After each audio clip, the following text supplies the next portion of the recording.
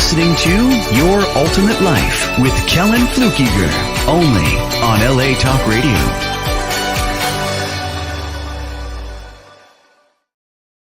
Hello and welcome to Your Ultimate Life tonight. I am so excited.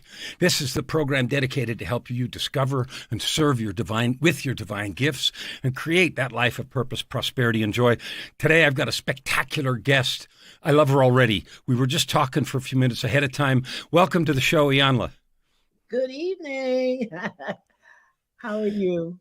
I'm just thrilled. I'm excited, and I'm just stoked that we get to talk about the most important topic in the world, which is love. Love. Yeah. Happy Valentine's Day. Happy Valentine's Day to you, too. So what's that? I'm sorry. I said, Happy Love Day. Yes. So I'm going to start with a question that goes right to the heart, no pun intended, of all this. Why do you, I've looked at your work, and you said you looked at my books and stuff. Why do you do what you do? What drives you to get into the heart and love and down in the hard stuff? Why do you do that? You would have to ask me a hard question, right? Why? I don't know there's a why. It's my purpose. It's my, one of the great tenets of the recovery world is you make your issue your cause. If you have an issue, it ultimately becomes your cause, which is why many people who go through recovery then become recovery counselors or sponsors. So I lived a loveless life.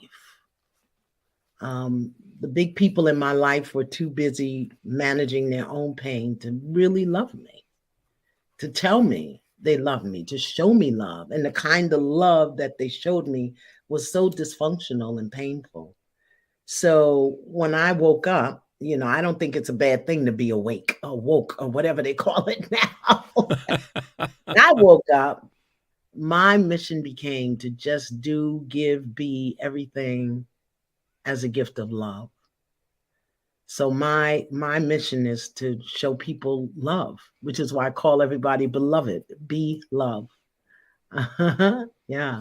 I noticed that you sent me an email in our communication ahead of time, and you called me beloved. And I thought, what a kind, tender expression of that. And it was just about mundane stuff, graphics or whatever. And there it was, beloved.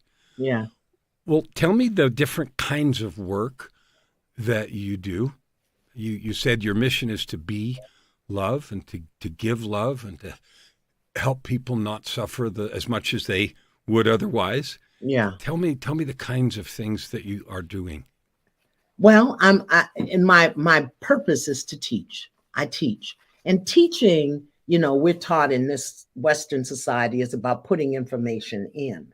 And the true message of teaching or education is to draw information out. Because the truth is we have it all inside. But we have forgotten, or we didn't know that we knew, or it's covered up with so much stuff. So I am an educator, and I am a spiritual technician. So I use spiritual technologies to educate people about the truth and the love that they already are. I love that. Spiritual technologies to educate people about the truth and the love that they already are. So everybody write that one down, because that one's good. I saw a post that you did, I don't know if it was yesterday or day before coming up to this, and it was about prayer. Yeah. And when you said spiritual technologies, of course, I thought one of the most important ways of communication with the divine, whatever people call it, is with that prayer, the reaching up of our soul. Can you talk about that a little bit? Oh, I love to pray. I'll pray for anything.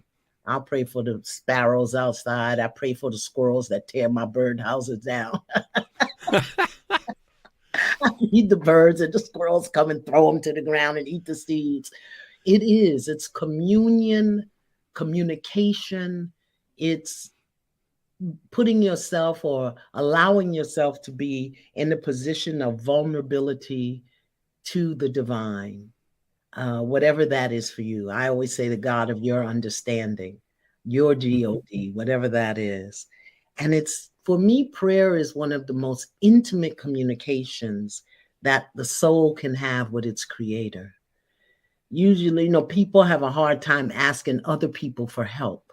But I don't care, the biggest, hardest, roughest, toughest guy or girl on the planet, they don't have a problem asking their creator for something. They just don't talk about it. Oh, God, please help me. Oh, God, do this. Oh, Lord, won't you?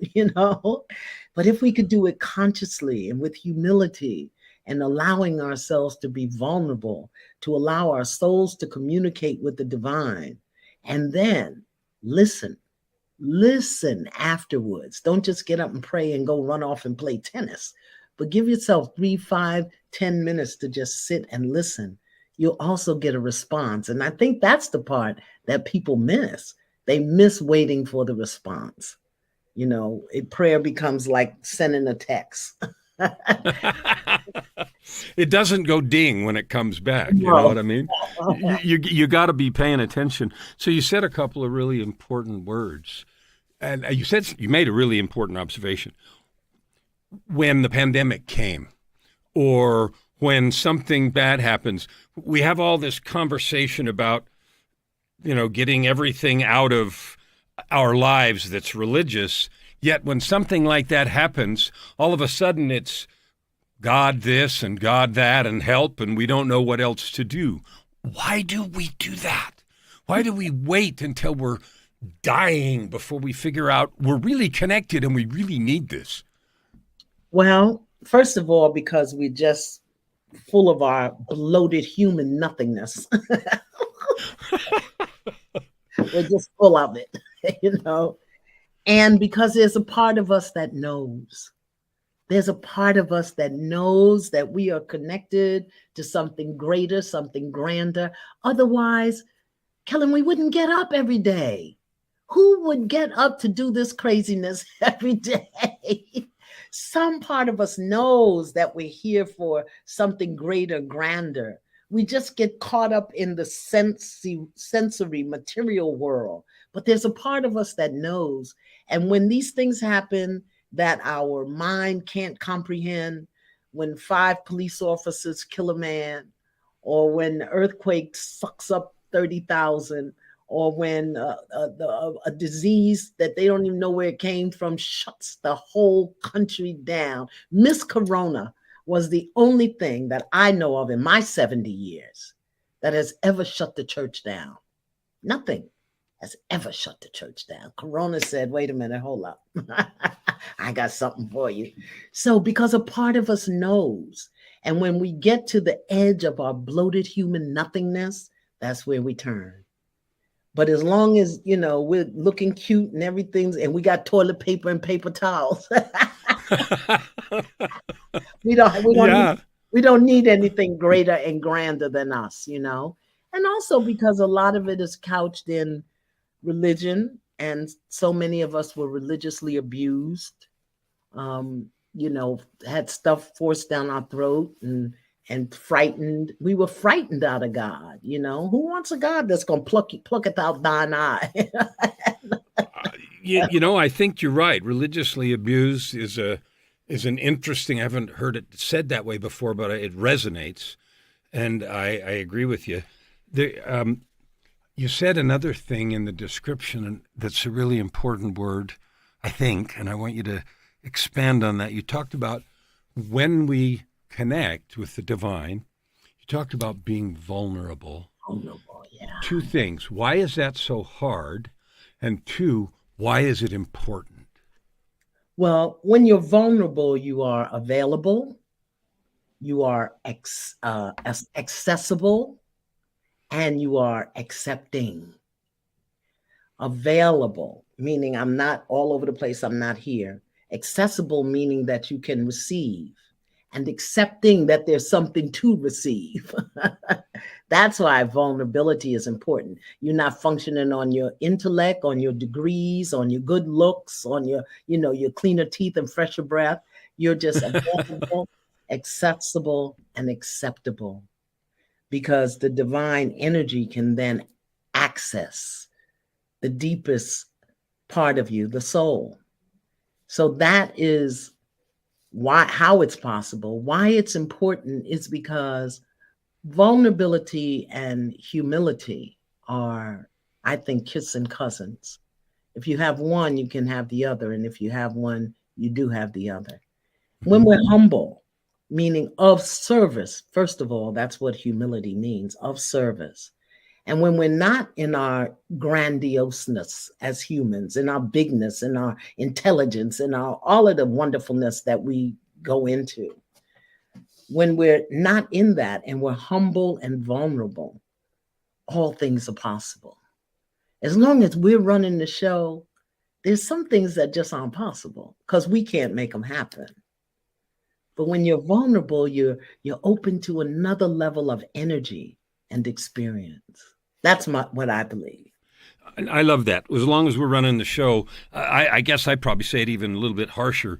As long as we're running the show, we're going to make a mess out of it all. And when we finally figured out we can't handle this, then we let the real important power take over. Today we want to talk about love, and this leads right into it. Do you have a definition that you use? I'm not trying to have you invent one or something. Do you have, when people say what is love or how do you love or talk about that, what is love? Well, what love is one thing. How you do it is another. Okay, all right. Talk about both. So talk about both. What love is to me is everything. All. Mm-hmm. Love, everything is love. It really is. Because for me, God, source creator, is everything. Created everything. So there is love in everything. And everything at its core is love. Even, my earrings, someone loves to make jewelry, so they made these. So there's love in there, my glasses, your shirt, your tree of life. Mm-hmm. It's all love. Somebody did something that brought them joy in the moment. That's love. So for me, love is all. Everything is love. Now, how you love, now that requires a college degree. Okay, well then let's get to it. I think the first thing is for love is unconditional positive regard. What do I mean by that? Meaning, as you show up, just as you are, I'm going to accept you just as you are. I'm not looking for what's wrong with you. I'm not looking for what needs to be different. I'm not looking for how you can be better. I'm not looking, just as you are. Kellan, I'm going to accept you. That's the first thing, unconditional positive regard. The other thing for me, love, is that I'm always going to see you higher. I'm always going to see you higher because I love you. And I know as human beings and our bloated nothingness, we can have bad behavior. You think? We can have very bad behavior. I had a big argument, not argument. Somebody was upset with me. I didn't argue with him. I just said, okay, that's my new thing. Okay. When I said to them, we were talking about the Tyree Nichols case, and they were just, I don't even know what the word is, the 5 officers. And trust me, their behavior was depraved and indifferent. Okay. Yeah, no question about that.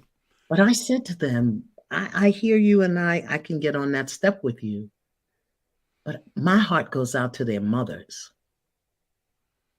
I'm a mother. And if my son behaved that way, I think I would just gouge my eyes out with a plastic spoon. Is anybody thinking about their mothers?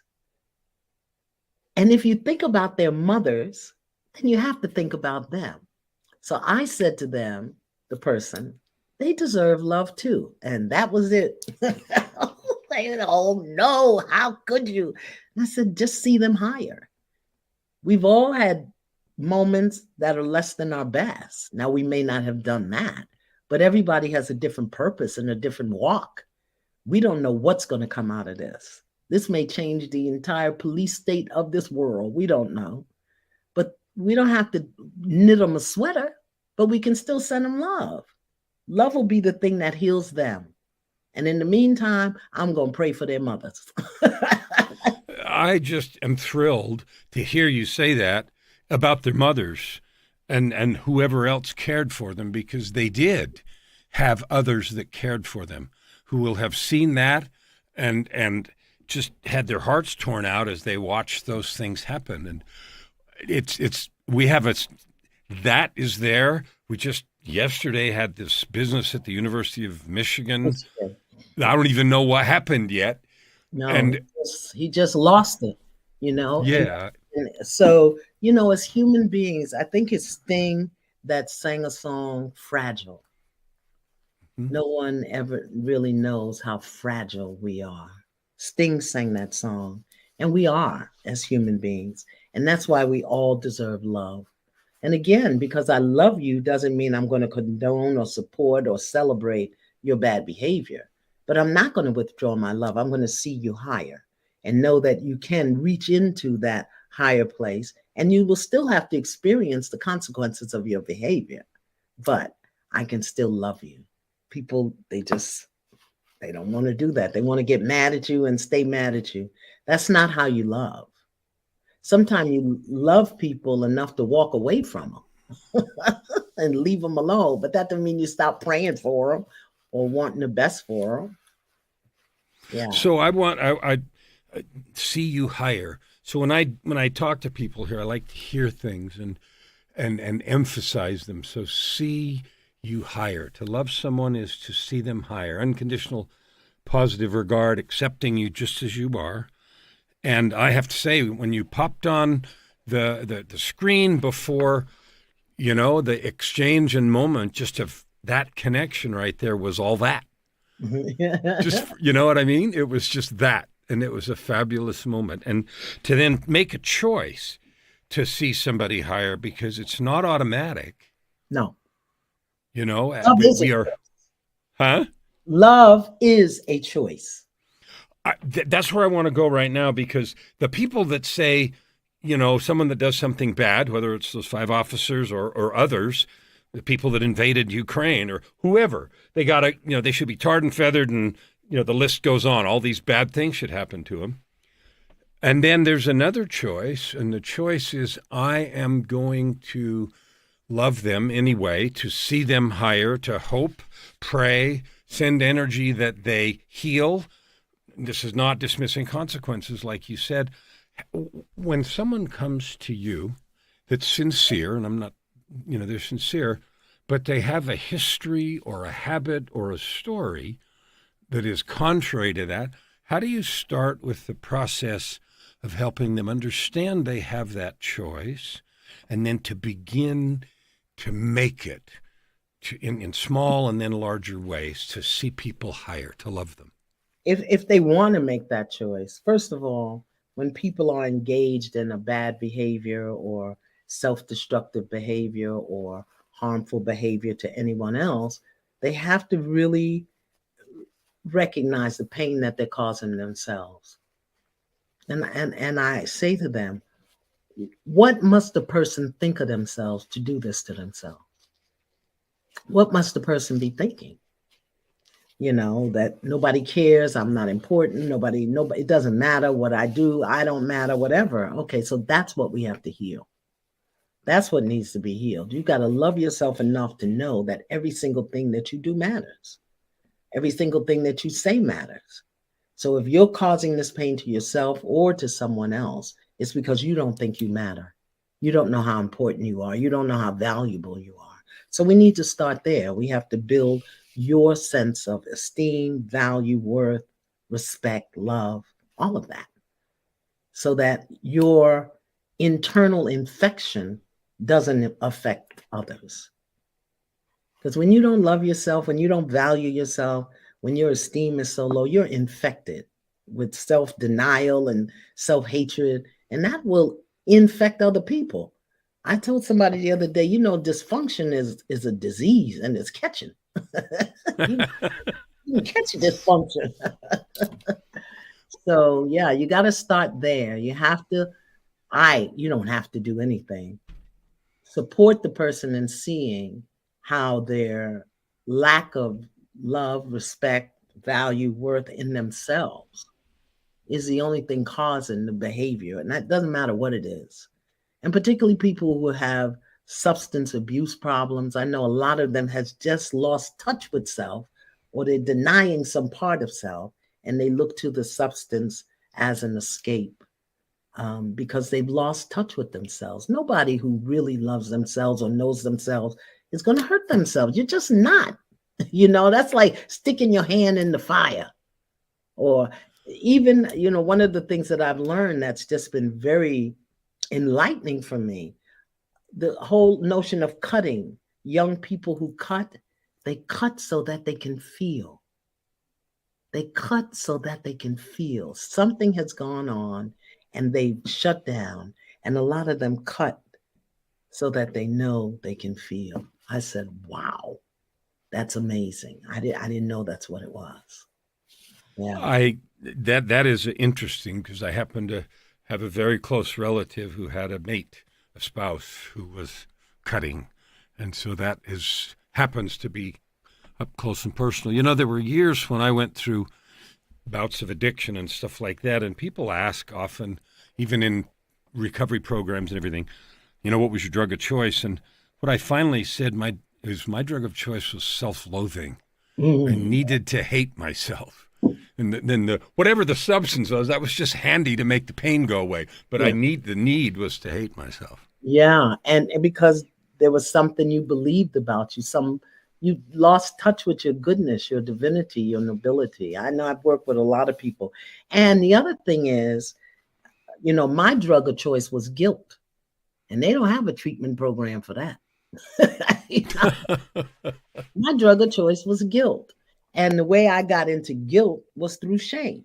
So I would do things and behave in ways and engage in behaviors and do all sorts of things that I felt ashamed of. And then I would get guilty because I did those things. They don't treat you for that.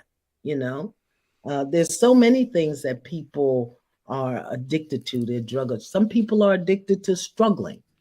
Some people are addicted to lack and restriction because, again, they've lost touch with or no knowledge of their divinity, their nobility, their self with a capital S.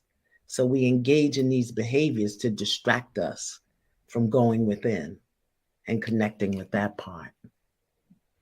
So I have a question that I like to ask, and that is, I have a definition for the ultimate life, which is the name of the program, and I call that living a life of purpose, prosperity, and joy that you create by serving with your divine gift.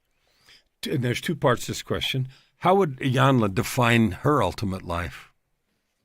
My ultimate life is serving my Creator and the Creator's people with love and excellence, and having fun in the process. I love the fun part. So the second question that follows on is, when we talk about that, lots of people hear us and they say, yeah, that's fine for you because you've whatever and you're where you are. I want to ask, do you believe that if people want to, they can make the changes so they can have their own version of that ultimate life? Do you believe that's possible, or is that just hype? Absolutely. And everybody doesn't have to write a book and be a motivational speaker or have a talk show or a TV show. No, they don't. I know you don't. That's what everybody thinks, No, because there are some dedicated and angelic nurses, that we need them. There are some committed and just divine teachers, teach those little kindergarten babies with their little snotty noses. Oh, right. They're bartenders, Imagine the stories they hear, right? I think that everybody has a gift and that they can mold and shape and craft so that not only the thing is, we're programmed and conditioned in this society to take our gifts or our talents and skills to serve other people. And in response, we get a paycheck or we get money. But when you're living your ultimate life, you take your talents, your skills, and your gifts, and you serve for the joy of it. That's why you serve, for the joy of it, not for what you're going to get in return. And because you're doing it for joy, you get more in return. And people don't understand that. So I want to dig into that a little bit because you said talents and skills, and then you added the piece of gifts, Yes. and you added it with this delicious chewing of that word, and I love that. Tell me about that, the skills for which we get paid, and then the gifts which. Tell me. I have a thought when you say that, but what is that beautiful word that you said? You added the gifts and the joy. I think that a skill is something we've learned, we're taught. You know, some people can be a skilled craftsman or plumber, or, you know, the teachers go to school to learn the skills of teaching. That's one thing. But your skill to be able to use it with excellence and proficiency, that's a talent. There's Mhm. lots of people who can sing, but not all of them sing, you know, for a living or for money. They haven't necessarily um, turned that skill into a talent, or that hasn't elevated to a talent. So to be Mhm. able to take your skill and elevate it, to do it with proficiency and excellence, that's a talent. But when that thing is what resonates in your soul, when that is what the soul came here to do and to use, then that's your gift. You know, that's a Mhm. gift. You know, I can sing, I just don't sound good. Okay, I haven't heard you sing, so I won't even have an opinion. I'm telling you, I can sing. It ain't a skill or a talent, nor is it a gift. You know, you take a Whitney Houston, you take a Andreas Botticelli, or whatever his name is. Those Mhm. gift. That's a gift. That thing comes from the soul, and then they brush it up. So for me, like I said, the skill is something you learn. The talent is when you elevate the skill to a level of perfection and expertise, mastery in a way. But when that skill is then infused with the energy of the soul, that's when it becomes a gift.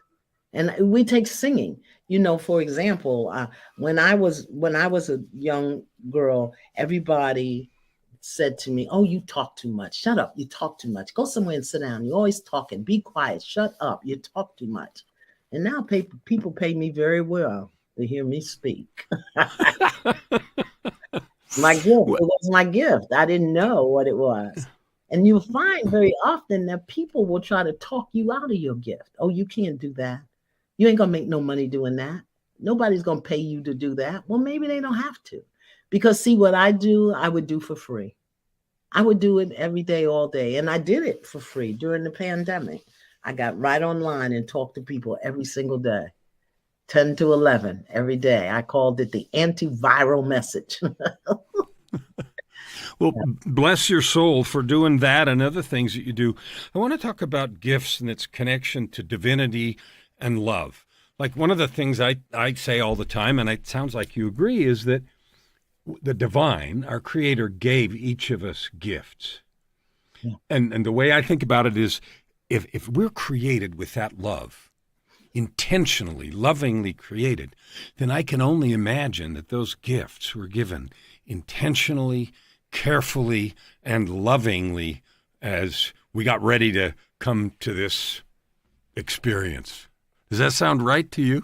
I do believe that. I swing back and forth between whether the gift was given or whether we chose it and forgot. Okay. I Yeah. we and everybody does. My best friend, you know what her gift is? Listening. Oh my goodness. This woman hears the unspoken syllables of words, and then she can feed you back something like, "Where did you get that from?" But she just has the gift of listening, and then being able to respond in a way that just takes you to a whole nother level. So I do believe everybody has a gift, and I frequently say that your purpose is your passion, not your job. Your purpose, which always entails your gift, is your passion, what you're passionate about. not your job. So many people think that their gift and their purpose is tied to a paycheck, and it isn't always. It isn't always. Sometimes you have to use your gifts and your purpose over here while you're working over there to pay the rent. And that's okay. That's okay. That's okay. That I just want to emphasize that. So many people, they'll come to me as a coach and probably to you too in different capacities and say, well, I found my gift, or I think I have, and they want to sort of jump off the cliff and quit doing everything else and then go do this thing.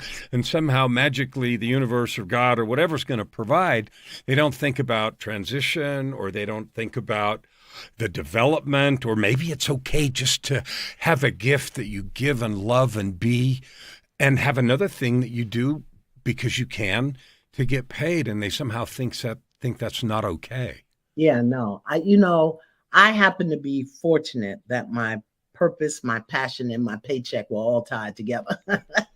Mm-hmm. Once I found it, took me a while, but it took me a while. But I would do this if I had to go out tomorrow and get a job. I don't know what I would do, but I would get one. I mean, I'm an attorney by trade, but I haven't practiced law in over 40 years.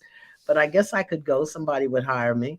But people, again, let your purpose be your passion, not your paycheck. And like you said, you can do it over here because you love it. And if they knew what I knew, they would want to keep it over here and not tie it to a paycheck where somebody else is going to monitor it and market it and tell you what you can do and can't do, what you can say and can't say, have this contract and that please. So it really is okay. So I want to dive back into love for a minute. In the beginning, you said love is everything, and I actually agree with that. I say something like love is literally the glue that holds everything together. Also, because contention, negativity, anger, that tends to blow stuff up, and compassion and love tends to put stuff together. So why is it that we're having such a hard time cultivating the very essence and substance of our being and the thing that glues us together? Because we're programmed and conditioned and socialized to reach out before we reach in. Where are we taught to reach in? Because the love is not out here. I mean, it is. But unless you bring your love, I bring my love, he brings their, we all bring our love that we are, bring awareness and knowledge and embodiment of that love, it's not going to be there. And we're taught to reach out, to look out. We're taught to the sensory world, the intellectual world. We're not taught to the heart center, to the love. We're not taught to do that. And so, we've just gotten off track, really off base. And, the people who do that, the monks and the gurus and, the people off in the convents and stuff, they hold that vibration, but we can do it also. We don't love each other enough to say good morning when we're passing in the street, or you cut me off on the freeway and then I'm going to chase you down and shoot you. That's external stuff. If you knew who you were, you wouldn't behave that way. Molesting children and just, I could give you a list. I know you know the list. But that's because we're all externally referenced and not internally referenced. And also, we have to understand that in the beginning, God created all of it. There's a polarity to everything. So there's love, there's fear. I mean, there's love, there's hate, because it's all on the same continuum. It's just at different levels of the continuum. So in the beginning, there was anger and there was fear. Cain and Abel, a classic example of anger. One brother killed another because his gift was accepted and his wasn't. Right. Disobedience, that was right in the beginning. Don't eat that apple. And that's the very thing that, and, dishonesty. Where are you, Adam? Oh, I'm the woman you gave me. She gave me the apple. Lying, right? How you gonna lie to God? I don't know. Sometimes I think we pretend he doesn't know what's going on. Yeah, and so it was there in the beginning, and now it's just magnified 6 billion times. But it's all on the same polarity. But we are being forced, I believe. I could be very wrong, but when I look at what's going on, from it happened started before the pandemic, but it's just intensifying, from the wildfires to the pandemic to the earthquakes to the rains and the mudslides. We're being forced into a position of humility where we're really going to have to restructure how we do what we do in every area of our lives. Never mind the horrific things that humans are doing to each other, because then we can take the court and punish them, law and order society. But what we going to do who we going to get about that earthquake? What we going to do about that? It feels like the divine God has invited us to understand. You've said a couple of times, and I really love it, if people knew who they were. So he's invited us to wake up and to know who we are, and we keep ignoring him, and we keep ignoring him. And so the invitations get louder and louder and louder. And I think that's where you're going with that. We're being forced with these things to just wake up. I don't think it was an invitation. I think it was an invitation early 2000. Okay. Now I think it's a cease and desist order. Cease and desist your foolishness. Stop it. Yes, totally. Okay. I don't think it's an invitation. We got an invite and we didn't pay attention to it. Now the fires and the earthquakes and the wars and the war, that's man-made, but things are coming. California, who's not going to have some water soon? Colorado, somebody, there's no water. Oh my Lord, it's just, and if you know who you are, you'll be okay. So I want to go back to that. That's the third or fourth, or I don't know how many times you talked about knowing who we really are. I want you to dive into that as deeply as you'd like to. Who are we? Why does it matter so much? I know it's 3 questions. Who are we? Why does it matter? And what happens when we know? Yeah. God is I am. I don't know how else to say it. God is I am. That's who we are. That's who I am. Mm-hmm. I'm all that God is. And again, God is the continuum, everything from light to dark. But my affirmation is God is I am, let there be light. I don't want to be in the dark. Let there be light. I've been in the dark and I had to scoot my little butt right down the other end of the pendulum. The continuum, because that dark was, it was hot down there. God is I am. I am a demonstration of the life and power of the architect of the universe. That's how I explain it.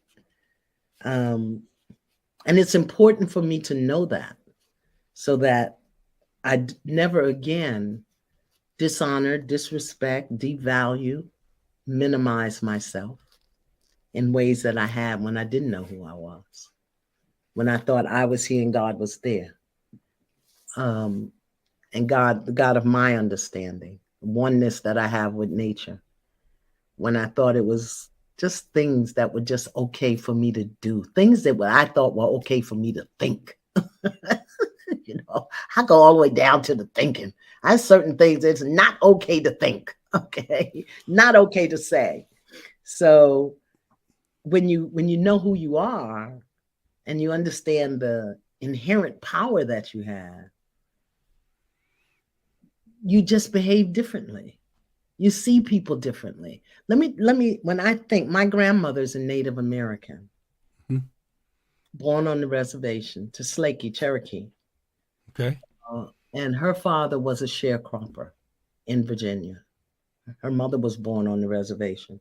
So my grandmother grew up in the early 1900s in Virginia, went from South Carolina to Virginia. Father was a sharecropper. At 9, my grandmother was raped by the sharecropper's son. And when she went home and told her father beat her because she had gone beyond the boundary she was supposed to go. But when you're a little brown girl or a little red girl and the white sharecropper's son calls you, you go because that's how you're programmed and conditioned.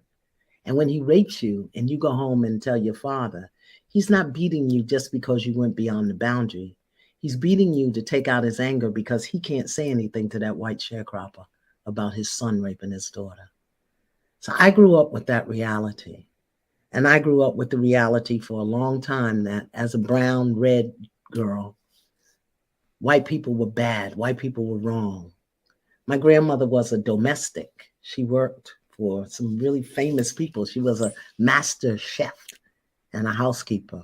And that's how she supported my brother and I by cooking and cleaning. When I was 5, I used to stand on a box in her I don't know what you call her employer's house. She called them her madam's house. And I ironed sheets and pillowcases. And they used to say, don't let her touch the wall. She'll make it dirty. So I couldn't move. This is how I grew up. So by the time I was a young teenager in the 60s and the Black Panthers said, let's off Whitey, I said, yes. Right. Yes. And then I had to restructure that. Because holding that much anger and that much, it wasn't really anger, it was hurt. It was sorrow. I had been taught shame and guilt of who I was as a female of color, as a female in poverty. My grandmother was forced to pass as Black rather than be a Native American. It was easier for her to be Black than it was for her to be red. And that's what I grew up with. And I blamed them. And as I woke up, I had to restructure that. And the only thing, 2 things that helped me do it were love and forgiveness. Forgiveness first and then love. Otherwise, I couldn't be sitting here talking to you, a white guy, thinking about what white guys did to my grandmother and my mother and my father in that time. That's still alive in my cellular memory.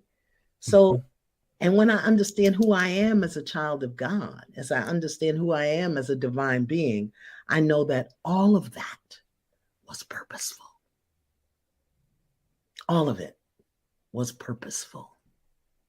Because if I didn't have that history, if I didn't have those stories and those experiences, I would have never learned the value of forgiveness. And I'd never know the joy of love, that I can love you, our dear friend, Steve Hardison, my Mormon brother. Right. Okay. So I think Steve and Amy are watching tonight. He said he was going to. Oh, okay. Hi, Steve. I would never have been able to do that because I'd be alone in my head without adult supervision, making up stories. So when you know who you are, the first thing you do is you look higher for purpose, for meaning, for understanding. And yeah. So I love that. This is, I'm just going to repeat some things just because I want them to be heard loud. And you said purposeful. And so many people have had little and big and horrendous things in their own past, and they want to rail at life or God or whatever. And you just described terrible things, and yet you chose to say there was purpose because you would not have understood the power of forgiveness. And without you understanding the power of love and forgiveness, you wouldn't be able to help me or others watching this or people that you've helped as they see, because truth carries its own power. And so when you look at somebody and you say, I now understand the power of forgiveness, the walls shake because you speak truth. Yeah. Bottom of, if you go back and look at the bottom of my email, my signature line says, truth will correct all errors in my mind. And you think I didn't see that? It just jumped off the page into my heart. So, yeah I loved it. Yes, it will. And everything has a purpose because God is purposeful. And that's why we're all on that continuum of, and we all have choice and free will. I could have chose to stay angry and black and upset, but to raise it to love and to elevate it with truth and forgiveness, it gave me an entirely different frame of reference. And it opened my heart to an entirely different, just opened my heart to many other things, you know. Yeah. I want to just, we have a few minutes left. And when we started, you asked to talk about my purpose here. My purpose, help 50 million people discover their gifts. And everybody that's watched one of these knows that. And I like bringing people on and helping them do their work. So you said you had something going on March the 11th, and you wanted to talk about that. Yeah. And I want you to talk about it. So talk about it. You know, one of the things that I've discovered is everything is a relationship. Our relationship with the divine, our relationship with each other, everything is relationship. And so many of us have so few skills and tools about how to be in relationship, first with ourselves, because you can only be with someone the way you're in relationship with yourself. And if you're waiting for someone, that famous line out of the Tom Cruise movie with Cuba Gooding, where he said, "You complete me." If you're waiting for somebody to complete you, that's a problem. It's not going to turn out well for you. But it's just everything is a relationship. I remember watching what was happening a couple of weeks ago in the House of Representatives, where they had to do those votes, those 15 votes. And I kept saying, these people are having a really bad relationship with each other. A bad relationship with themselves. Whether you're looking at the knee on the neck with George Floyd, you're looking at Putin and Ukraine, you're looking at those 5 officers and Tyree Nichols, it's all relationship. Because first of all, your relationship with yourself is going to govern and dictate how you deal with everybody. 100%. There are skills, there are tools, there's truth that we need to know.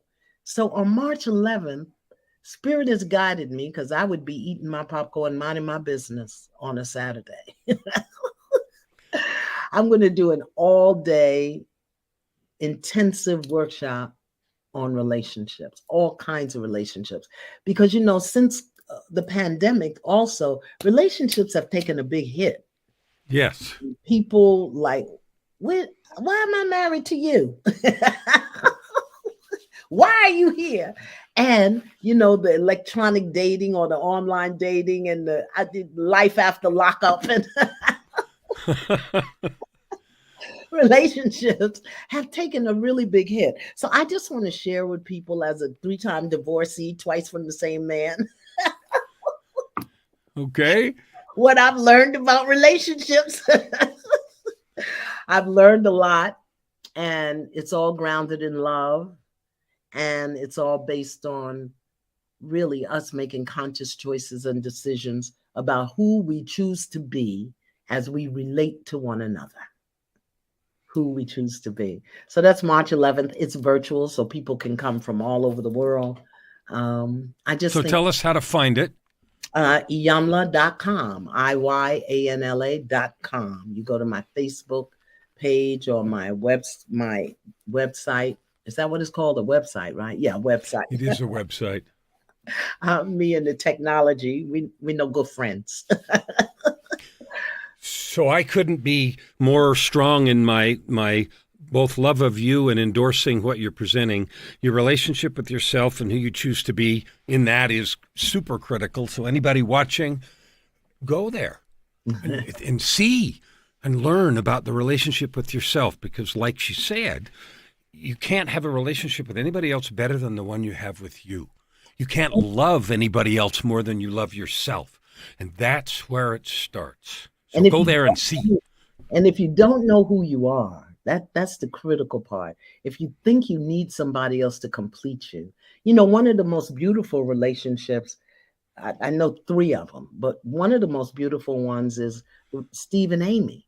They've been married since God left Chicago. And they got kids and grandkids and everything. And I know it's not hunky-dory, sweet and nice all the time, but the depth of commitment of their soul. first to themselves and how they support each other in that. You know, how Steve supported Amy when she did, they sent me her beautiful writings on the book of Isaiah and just that. But, you know, to see them together when that, you can feel that energy. I know 2 other couples like that. But to live your ultimate life and to really use your gift, you have to know who you are and you have to be in good relationship with yourself. And every day, it's you just like you would argue with your husband or your wife. Some days you're not gonna like you. I had a day like that the other day. I just didn't like me. I was behaving very badly. I just had to sit myself down. But to get to your ultimate life, and I believe, I could be wrong, but the better you are in relationship with your life, the more accepting you are of your gift. And the more willing you are to share it. Because when you know who you are and your value and your worth, and when you know your purpose, you know your gift is not even for you. It's for the world. And because you love, you give. And you don't worry about what's coming back because you know it's going to come back somehow. So I can't thank you enough. We've come to the end of our time, and I can't thank you enough for sharing your heart, your smile, your love, and your beautiful presence with us tonight. Thank you, Iyanla. Thank you for having me. You are just welcome. I just couldn't encourage all of you tonight. Go back and listen again. Pick some pieces up. Pull those nuggets out and get in relationship with yourself. You can't love anybody else more than you love yourself. And you can't have a better relationship than the one you have with yourself. And above everything else, realize who you really are. So you can move forward fast and create your ultimate life.